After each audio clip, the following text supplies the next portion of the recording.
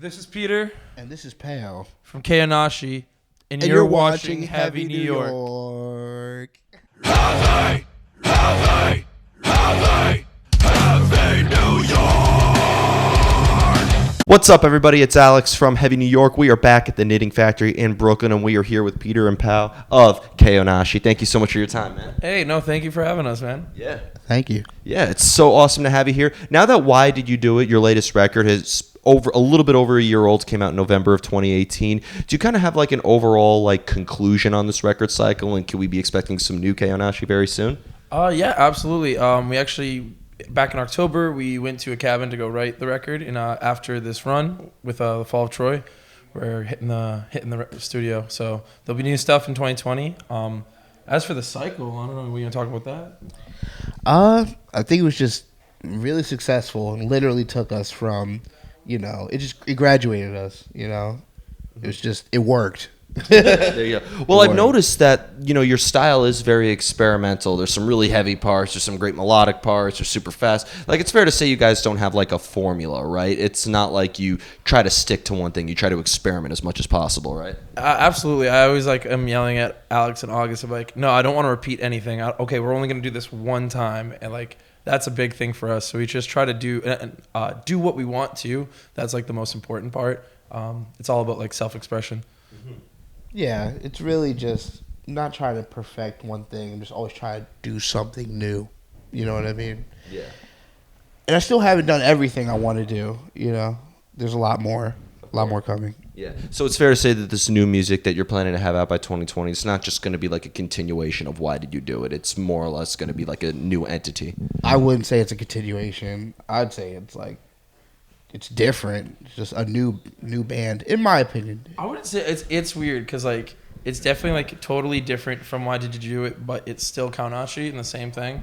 Whereas if you go back and listen to the very first release, Native is mostly just heavy stuff, and then it just X Prayers is genty, yeah. And then Never Home's more hardcore, and we're just always changing, but it always kind of still stays the same thing. Yeah. Never Home was actually the first song I heard by you guys, and then I went and discovered looked at Native, and then I looked at Why Did You Do It, and I was just like, wow, this band really isn't afraid to try new things. Absolutely, we want to do whatever we want, and I'm thankful that Equal Vision is letting us do whatever we want with our music too. A big influence of mine is Ceremony, because they remained the same band, but it's different evolutions of the same band. It was a power violence band, then a hardcore punk band, and then Zoo and On was just completely different. So I want it to be oh, this is when Kaonashi had this sound. You know what I mean? This something era. Yeah, absolutely. I don't know, Deftones had the White Pony. You know what I mean? That sound was so different than Around the Fur. So you know what I mean? That's what I just want to be like Deftones at Ceremony. There you go. Chino's hard to beat, but Right? Absolutely, Yeah. Super hard. with all the changes in the albums that you've had, can these be representative of who you are at the time that you recorded that? Are you a different are you different people from the recording of Native versus the recording of Why Did You Do It? Extremely. That's you hit the nail on the head. That's why I write the way I do, because I want it to be a timestamp of where I was at that time. You know what I mean? I'm not the same as I was during Why Did You Do It?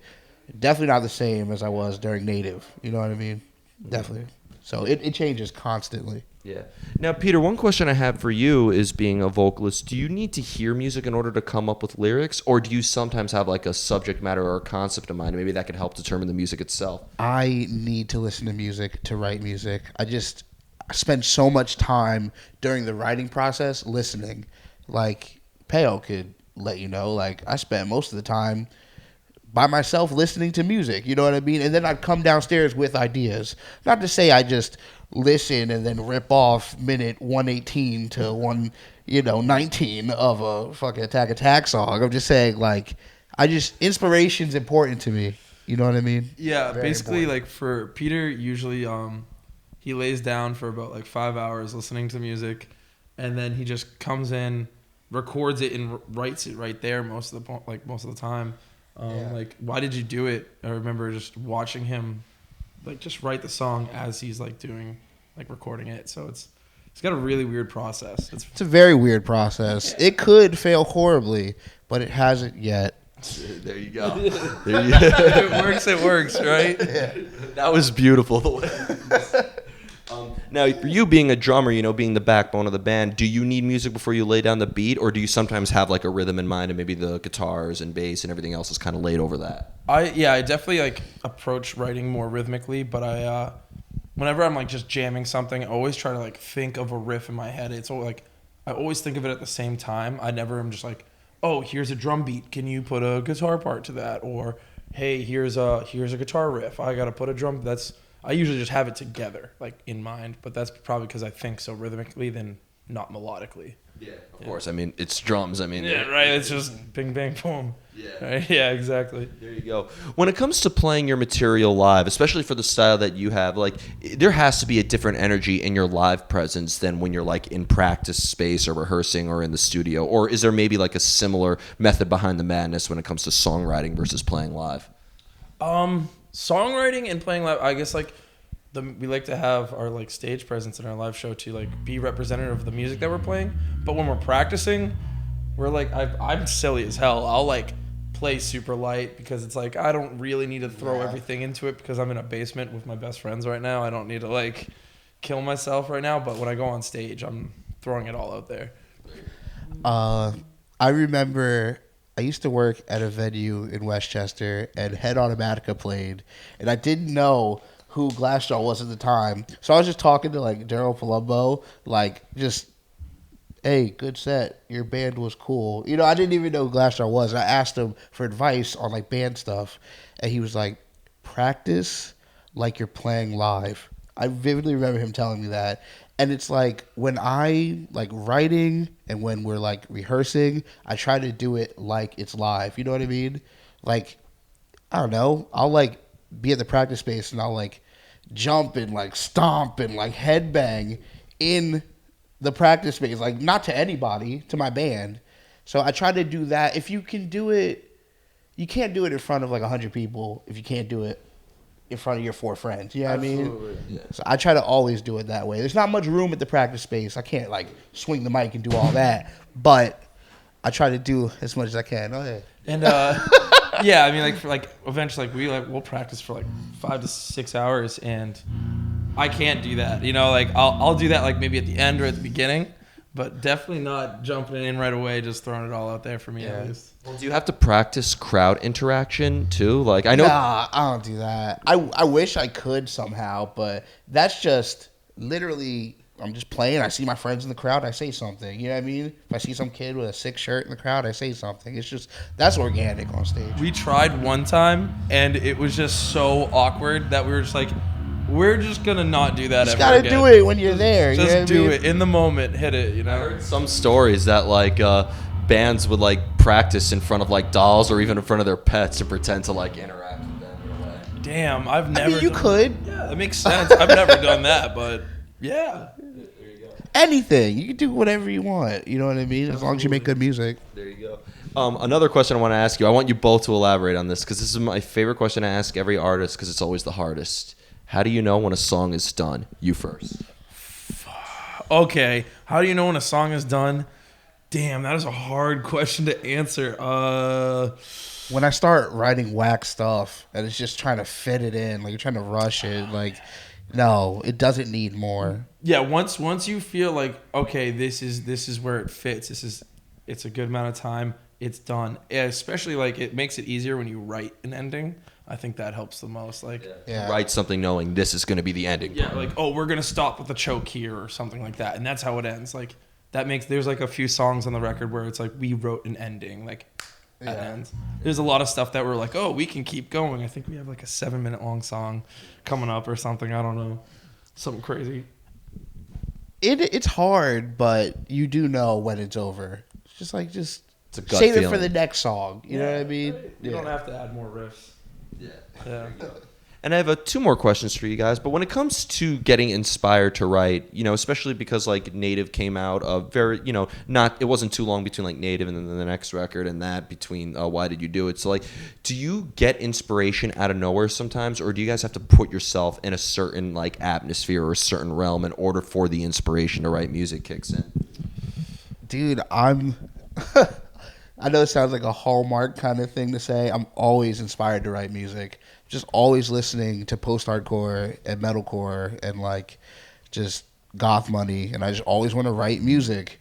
It never ends every day. Yeah, literally. I mean, like, I'm always just constantly like fidgeting, thinking of ideas constantly. I think, but if I was to get in the right mode, honestly, for some reason, I feel like I just come up with a lot of ideas when I'm just like stoned as hell with August in the basement, just writing. I was like, just instant, like constant ideas. Also listening to like From Autumn to Ashes and Sade and like Chris Potter and Return to Forever. The names you're bringing up right now are just wild, right? Yeah. So like that's a lot of stuff. That's like all that, like that musicality stuff is like what gets me inspired for sure. Interesting. Do you ever like get an artist block and have to figure out a way to like escape that, or?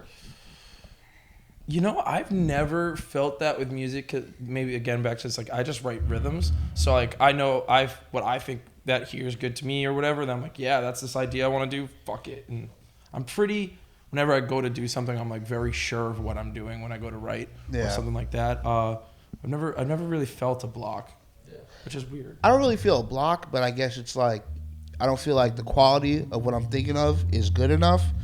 It's not like I can't think of anything. I can think of lyrics right now, but would they be good lyrics? That's what I think. Yeah. Mm-hmm. Absolutely. I totally agree with that. That's like same thing as like I could write a riff right now, but this riff is stupid. Yeah. So.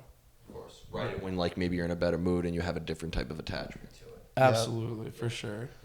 And the final question I wanted to ask you is, I know that the band is based in Philly, and like I've interviewed, I know you're originally from Massachusetts, but like being that the band originated in Philly, I mean, with bands like Rivers of Nile and Code Orange, I mean, Pennsylvania and sex in general, but like, Rivers of Nile, Outer Heaven has been, going crazy. Is there kind of like an active Philly scene that you guys are associated with, or was the goal of Kaonashi to kind of get outside your hometown? No, it's definitely a Philly scene that we are associated with, and it's like a scene that I like looked up to and wanted to be a part of. It's kind of crazy because the older I get, the more I realize that we are the next part of the scene. You know what I mean? Like when I first started going to shows, it was like With Life in Mind. That was this band that I fucking loved from Philadelphia, and I wanted to be like playing shows with them. But now, like 10 years later, it's like people want to play shows with us, and it's flattering. It's fucking awesome. Like everything we do is based in the scene, in the underground, in Philadelphia. Go to the shows, play the shows, book the shows, wear everyone's merch. You know what I mean? Yeah. So we are fully a part of the Philadelphia scene. Yeah, for me, I ended up like I had no idea about the Philly scene until I played a show with my old band, was playing with Kaonashi, and it was like a Tuesday night, and I walk in, there's just like fucking 200 something kids at Voltage Lounge, and I was just like, what the hell is this? I ended up joining Kaonashi, and then we just go to shows. And it was like it's a real knit community. It's really So like we're all about basically the Philly scene for sure. It's always a good thing to have like a local scene that you can give back to, and also that gives to you so much as well. There you go. For sure. So before we go, I want to thank you guys so much for your time today. Bro, thank you. Is there just anything else, Kaonashi, you'd like to promote after this run with Fall of Troy? You said you're going to have some new music out soon. Any shows that were announced that you'd like to promote? If it hasn't been announced yet. Yeah. Yeah. So what is it? December 22nd. Can't Swim at Asbury Park, House of Independence, and December 27th in Cambridge, Massachusetts, at the Sinclair with Bad Rabbits. That's coming up. It's gonna be sick. I don't know. There's some tours soon. Tours for 2020 that'll be very soon. I can say that. That's all I can say. It's not slowing down. It's just speeding up. Just speeding up. Thank you so much for having us, though. Thank you. Thank you guys for coming on. Absolutely. Anytime. Next time we're in New York, let's kick it. Let's do it. Hell Yes. yeah. Everybody, we are here with Kaonashi. New music coming in 2020. This is Alex from Heavy New York. We'll see you next time. See ya.